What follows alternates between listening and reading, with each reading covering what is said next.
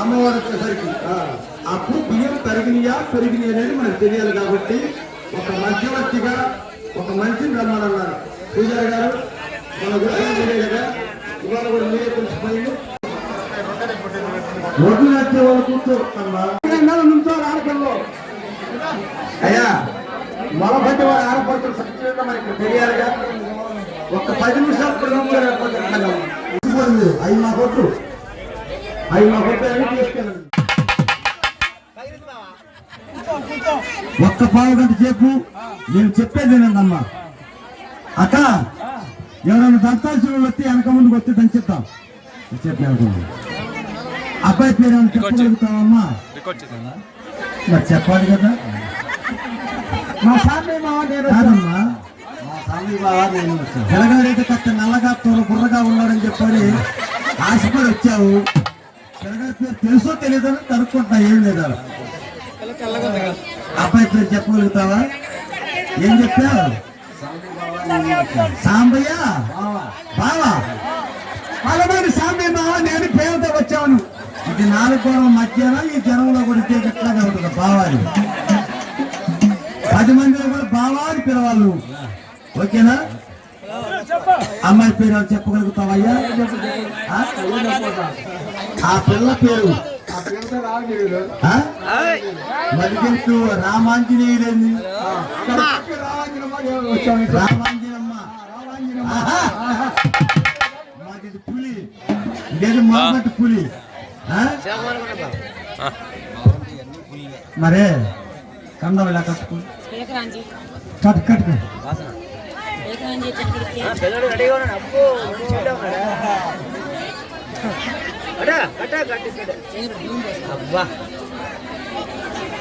అది అరికాందవా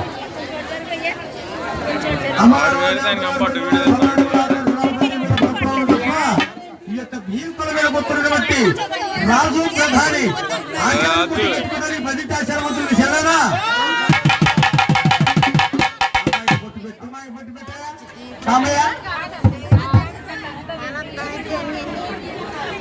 బొట్టు పెట్టమన్నాను కదని చెప్పి పుల్లిగాక ఒళ్ళు దగ్గర పెట్టుకో.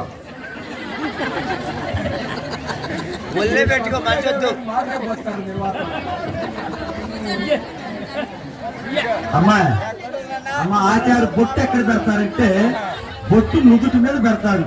పిల్లగాడు ముక్కు మీద పెట్టరు. పైన పెట్టు కొద్దిగా అది మొత్తం బియ్యగాకు. మళ్ళీ ఇప్పుడు పెళ్లి ఉన్న పిల్లగాడికి అర్జెంట్ కాదు అంటే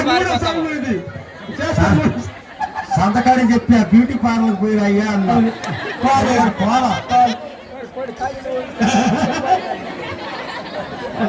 కాదు. పాల లేకపోతే ఒక్క 2 కోటికి ఇస్తే కాస్త గ్లామర్ వచ్చేది, నీట్గా వచ్చేవాళ్ళు. కానీ మాకు వద్దులే, కానీ సరిగ్గా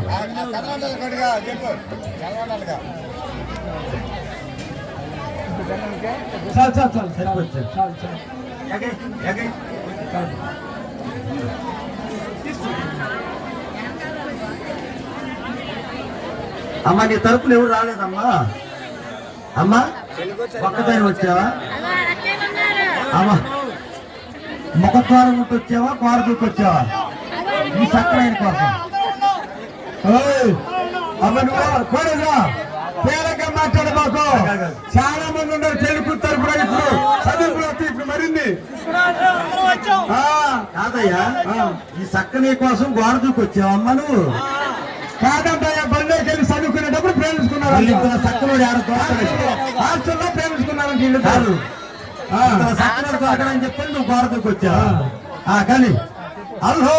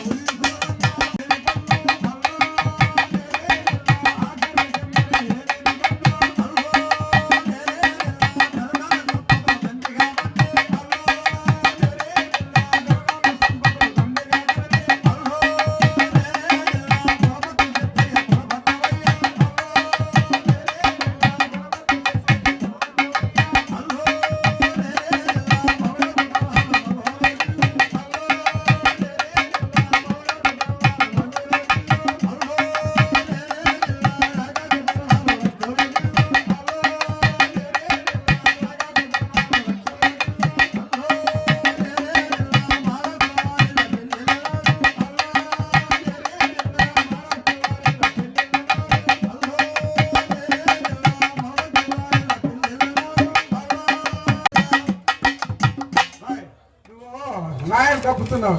పొద్దున వాళ్ళ మగ పిల్లలు అంటే పట్టాలన్నది ఏం మనిషి నువ్వు? ఇందాక 4 ఏళ్ళు ఎవరికారు తీసుకున్నావు నువ్వు? వీళ్ళు ఏమైనా ఇచ్చారేంది? పట్టణ ఆంజనేయులు గారు ఇచ్చాడు.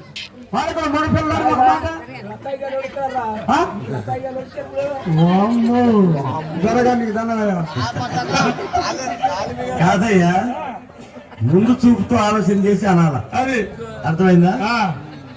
పట్టెల వారు వారు ఆడపిల్లవారు. అవును అవును. మొలబట్టి వారంటే వారు మగ పిల్లవారు కాబట్టి అల్హో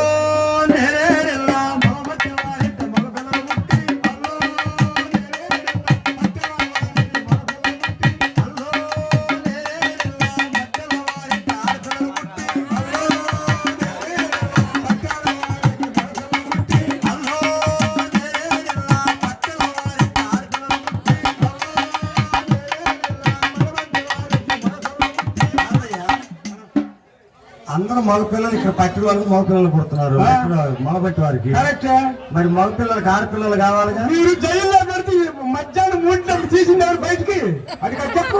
అందుకనే ఆ రుణం వారి ఆడపిల్లలు కని మా మొలబట్టి వారి పిల్లలకి ఆ రుణం తీర్చుకోవాలి. ఆయన ఇంటికి వచ్చి అల్లాడిపోయారు పిల్లలతో వారు ఆ రుణం తీర్చుకోవాలి. అదే ఆయన కానీ ఒక్క నిమిషం కనుక బయటకు వచ్చినట్టు అలాగుంది కదా. చెప్పు. ఇక్కడ రాజు ప్రధాని వ్యవహారం ఎట్లా ఉన్నది. ఇక్కడ వీళ్ళు నృత్తున్న ఎవరు యాడికి వచ్చారమ్మా? మలబంటి వారు ఆడపిల్ల బంతిపోతే వచ్చారు బరీగా. కాదయ్యా, ఎవరు కొడతానికి తెచ్చారు రోకుల్లో? మమ్మల్నేనమ్మా? కాదా రేపు ఆడమాసం వచ్చారు చూడటానికి పిల్లగా. ఆ రోకళ్ళు ఎవరిని కొడతానికి తెచ్చారు నాకు అర్థం కాదు. ఆడపిల్ల మా పుట్టిన కొడుకులు చేస్తామా వచ్చారు. యాడికి వచ్చారు తల్లి? మా పుట్టింటి వారు కొడుకులు చేస్తుంటే అమ్మా మీకు ఏదైనా వినపడిందా? మొలబట్టి వాళ్ళ ఆడపిల్లలు ఎందుకు వచ్చారు మీకు వినపడిందా?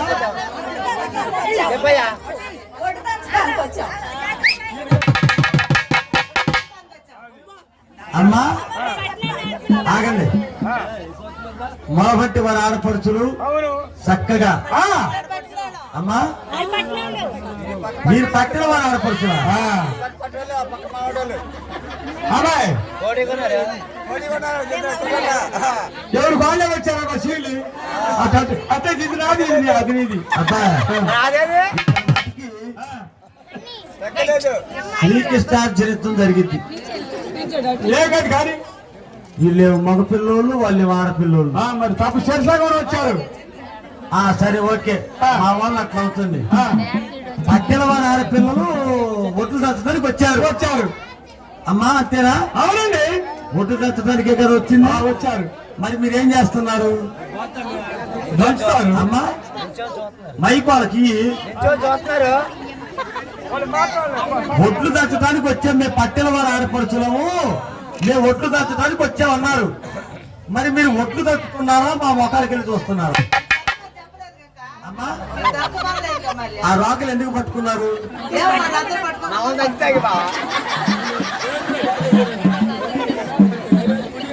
సరే, పట్టెల వారు ఆడపడుచులు ఎట్లా ఉన్నారు? వీళ్ళకి సెలవు ఇచ్చే ముందు ఒక విషయం చెప్పాలి. చెప్పు మరి. అమ్మా ఆనాడు మహానుభావుడు సంతానం కొరకై ఎంతో నిరీక్షణ చేసి అవునండి సిరి సంపదల భోగవాక్యాలు ఉన్నా గాని కూడా మహానుభావుడు పసిరి భోగాదుల పత్రాన్ని పరిపాలిస్తూ ఉన్నాడు. మహానుభావుడు తండ్రికి రాజులు వారు. అవునండి, పసిడి భోగావతిగిరి పత్రాన్ని పరిపాలన చేస్తున్నటువంటి మహానుభావుడు దండిగిరి రాజుల వారు. ఆ దండిగిరి రాజుల వారికి సిరి సంపదలు భోగభాగ్యాలు ధనము ధాన్యము అవును మంది మార్ఫలము సిబ్బంది ధనము ధాన్యం యావత్తు కూడా ఉండవట. అన్నీ ఉన్నవి.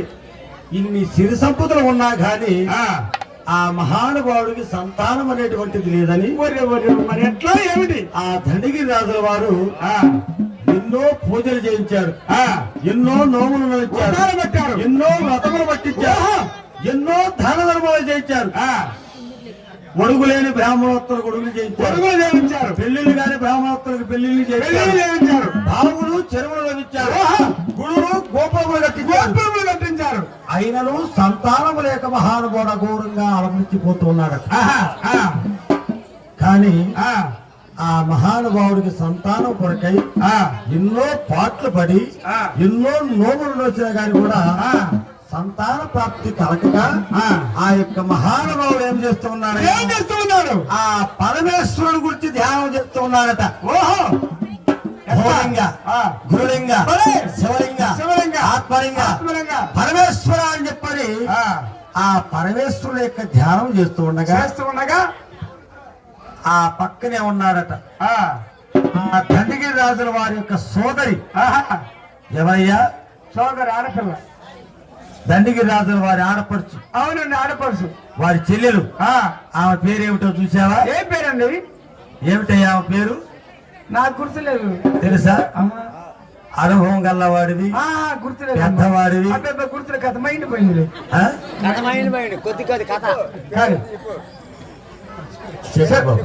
నేను చెప్పను మరి నీ చేతులు చెప్పాలి తర్వాత వాళ్ళు నేను చెప్తాను అది అబ్బా కానీ దండిగిరాజుల వారి యొక్క సహోదరి జమిలిక పార్వతి, జమ్మిలిక పార్వతి అవునా? చెల్లెలు చెల్లెలు. అవునండి ఆ యొక్క మహాతల్లి ఈ యొక్క దండిగిరాజుల వారు సంతానం అని చెప్పని బాధపడుతూ ఉండగా, అవును ఆ యొక్క దండిగిరాజుల వారి యొక్క సోదరి చెల్లెలు ఆ చైతన్య పార్వతి ఎప్పుడైతే కూడా మా పుట్టింటి వారికి సంతానం లేదని, లేదు మా అన్నగారికి సంతానం లేదని, మా అన్నయ్యకి సంతానం ఆ యొక్క మహాతల్లి ఆమె కూడా బాధపడుతూ ఉన్నదట. ఆ జమలిక పార్వతి యొక్క మహాతల్లి భర్త ఎవరో తెలుసా? ఎవరండి 7 మఠములకెల్లా గౌతమ వారి శంకుల మఠం ప్రసిద్ధట. 7 మండలాల కల్లా 7 మఠములకెల్లా గౌతమ వారి మఠము నిన్న 7 కోణంలోకెల్లా గౌతమ వారి కూడా ప్రసిద్ధి కాల్చిందట. ఆ గౌతమ వారి కోణలో ఏ భక్తులు కూడా తపస్సు చేస్తూ ఉంటాడు మహానుభావుడు. 7 రోజులు తపస్స ఆ శంకుల మఠాన్ని పరిపాలించేటువంటి వాడు రక్త మహాముని. ఆ రక్త మహాముని కుమారుడు గౌతమ బ్రహ్మ. ఆ గౌతమ బ్రహ్మ భార్య జలకన్య పార్వతి, గిరిరాజుల వారి యొక్క చెల్లెలు జనగణ పార్వతి. ఏ పొద్దు కూడా ఈ గౌతమ వారు ఆ శంకుల మఠంలో తపస్సు చేస్తూ ఉంటారు. 24 గంటలు కూడా ఆ రక్త మహాముని కుమారుడు గౌతమ మహాముని. ఆ గౌతమ మహాముని ఏ విధంగా తపస్సు చేస్తుంటాడయ్యా? ఎలా చేస్తున్నారండి? పులితోలు చర్మం మర్యాద తోడడానికి నేలపై పులితోల చర్మం భూమి మీద పరిచాడు. భూమి మీద పరిచాడు. అవును ఆ పరిచిన వంటి యొక్క చర్మం మీద ముక్కు స్తంభములను నిలిపి, ఉక్కు స్తంభం ఆ స్తంభం ఏంటి ఇక్కడ మధ్యలో? ఉక్కు స్తంభములు నిలిపి, ఆ ఉక్కు స్తంభముల మీద పగడపు తీగలను పరిచి, పగలము తీగల పరిచాడు. ఆ పగడపు తీగల మీద సన్నటి గుండు సూదులు నిలిపాడట. గుండు చూడాలి గుచ్చుకోవు. సన్నని గుండు సూదులను నిలిపి అవునండి ఆ గౌతమ మహాముని శిరస్సు కిందకి పాదముల పైకి పెట్టి తపస్సు చేస్తూ ఉంటాడట గౌతమ మహాముని. ఆ గౌతమ మహామునికి ఈ యొక్క జలకన్య పార్వతి యొక్క నైవేద్యం తీసుకుని వెళ్ళాలి. ఆ నైవేద్యం తీసుకుని వెళ్ళాలంటే ఆ గౌతమ మహాముని ఎప్పుడు కూడా నిష్ట నియమాలతో తపస్సు చేస్తూ ఉంటాడు. భక్తి శ్రద్ధలతో తపస్సు చేస్తూ ఉంటాడు. నిష్ట నియమాలతో తపస్సు చేస్తున్నాడు. అలాంటి గౌతమ మహామునికి ఈ యొక్క మహాతల్లి యొక్క ఆడపడుచు ఆ నైవేద్యం కూడా ఎంతో నిష్ట నియమాలతో చేసుకుని వెళ్ళాలి. ప్రసిద్ధిగా ఉదయం బాలుడు పొడిచేంత వరకు నుంచి మరలా బాలుడు పొద్దుగూకే వరకు కూడా ఆ గౌతమ మహాముని తపస్సు నిమజ్జనంలో ఉంటాడు. తపస్సు ఉంటాడు. ఆ శంకుల మఠములో వేయి చీకటి కోననేడు రేసుల మఠము, అక్కడి చీకటి కోననేడు పాపల మఠం. అలాంటి శంకుల మఠములో తపస్సు చేస్తూ ఉంటాడు గౌతమ మహాముని. బ్రహ్మాండం చేస్తున్నాడు తపస్సు. ఆయనకి నైవేద్యం తీసుకొని వెళ్ళాలి.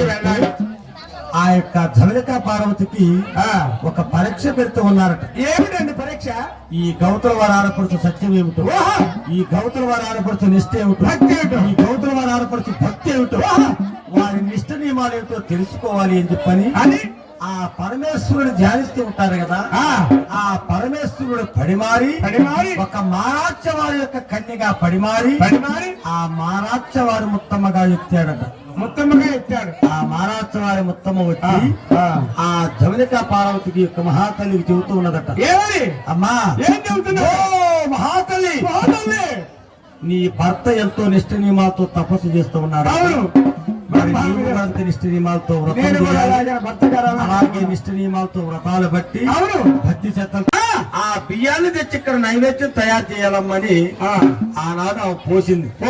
కాబట్టి అమ్మా ఇటు మాట్లాడమ్మా, మా అమ్మగారు ఇటు మాట్లాడమ్మా.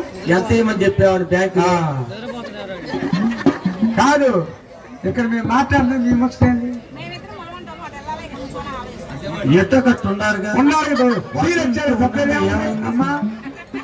అమ్మా ఎవరి దగ్గర బియ్యం ఎక్కువ రావాలి, ఎవరి బియ్యం వాళ్ళకి ఎక్కువ రావాలి. అది మీరు ఏదో కాబట్టి మాకు వద్దు. మొలబట్టి వారి ఆడపడుచులు పట్టెల వారి ఆడపడుచులు మీరు ఆ పచ్చొట్లు పచ్చొట్టు కదా మీకు ఎన్ని ఒట్లే పోసావులే మీరు ఆ ఒడ్లు దంచాలి ఆ బియ్యం తీయాలి ముక్కు విరగకూడదు ముక్కు రాలకూడదు నడిమికి విరగకూడదు అచ్చం సన్న బియ్యం తీసుకొని ఆ బియ్యం తెచ్చి ఇక్కడికి ఇస్తే దీంట్లో కలుపుతాం.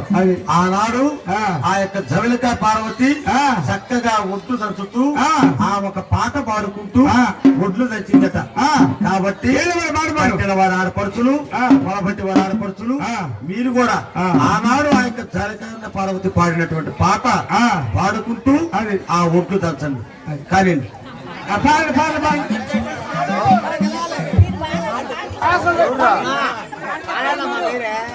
అమ్మా ఏం ఓడికి దోస్తులు పాట పాడతావు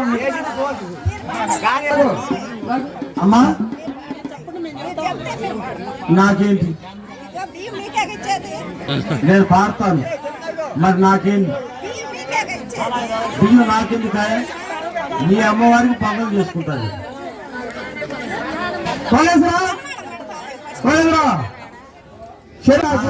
ఓకే పట్ల ఆడపిల్లలే కదా నువ్వు ఆ పక్క వెళ్ళిపో.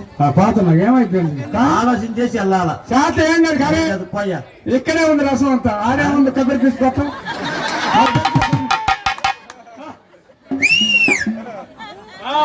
అమ్మా మరి మీ సంగతి ఏంది మీరు పాడతారా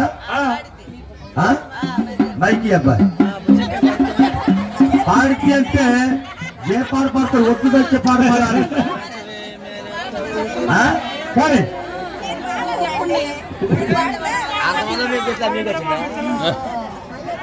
కోసలో పాడదాం కానీ చేసేది ఏముంది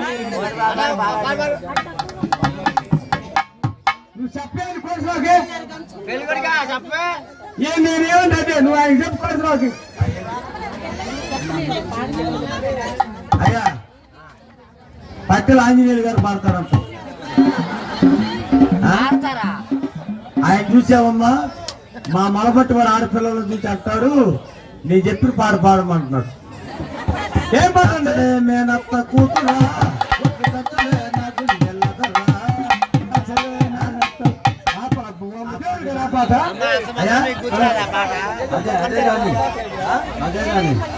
చూసారమ్మా అమ్మా మనిషికి 500 రూపాయలు తీసుకొని ఇవ్వాలి. అమ్మాయి